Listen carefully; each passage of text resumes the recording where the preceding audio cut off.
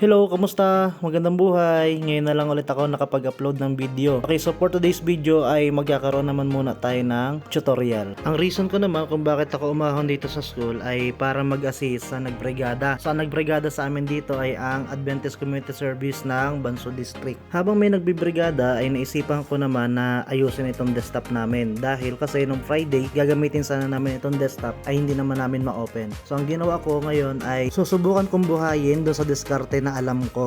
Ang ginamit ko nga alam pala dyan ay ang eraser ng lapis. Kung mapapansin ninyo sa video ay meron akong binubura. Yun yung dulo nung memory. Yun nga bagay yung memory ng desktop. Hindi ako sure din eh. Nung natapos ko na i-erase, di ayun, binalik ko na, kinabit ko na rin ulit. At susubukan ko na ngayon sa unang pagkakataon kung gagana yung aking ginamit na diskarte. Okay, so ang una kong ginawa ay di syempre kinabit ko muna yung keyboard, yung mouse, tapos yung cord para sa monitor at yung cord naman ng power supply niya. Okay, let's see kung gagana sa unang pagkakataon sa aking ginawang diskarte. Binuhay ko muna yung APC, then after ay bubuhayin ko na rin ang CPU. Sige, tingnan natin ngayon kung gagana na ba siya.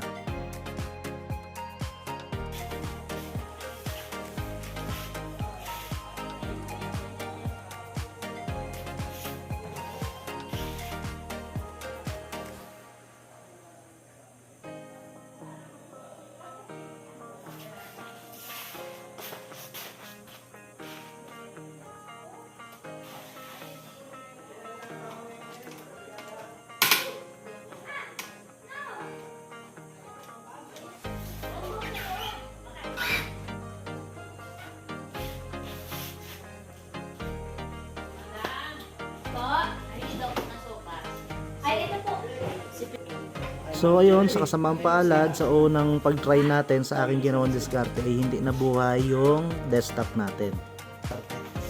Binaklas ko ulit siya at binuhay ko ulit sa pangalawang pagkakataon. Tingnan natin kung gagana na yung ginawa kong diskarte. Hindi ko na napakita kanina kung yung ating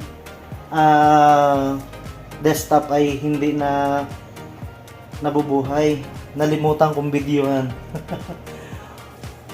Basta ang ginawa ko na lamang sa kanya ay yan, binuklat ko na.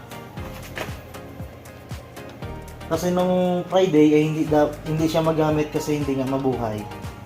So meron akong ginawang diskarte diyan para mabuhay yung desktop. Okay, so ayan na, nabuhay na yung desktop natin. Nabuhay na. Nung nakaraan kasi yan ay hindi mabuhay. Ang problema, hindi ko na videohan kanina. Hindi ka nabidihan kanina na hindi nga siya mabuhay. Meron akong ginawa kanina dyan na solution para mabuhay siya. Sigurado naman ay alam nyo rin naman yung diskarte na yung pagdating dito sa desktop. Yung memory niya ay nilinisan ko lang ng eraser ng lapis. Yan. Yan na, nabuhay na siya. Yan. Nabuhay na siya. Kapag namatay ulit siya, hindi ganun lang ulit ang gagawin. Kapag hindi na gumana, hindi, yan na, mayroon na talaga siyang problema. Hindi kasi siya gumana dahil almost 2 months siyang hindi nabuksan. Kaya ganun. Hindi ko alam ang reason kung bakit ganun. Hindi siya mabuhay. Okay, so yun na. Thank you. Bye-bye.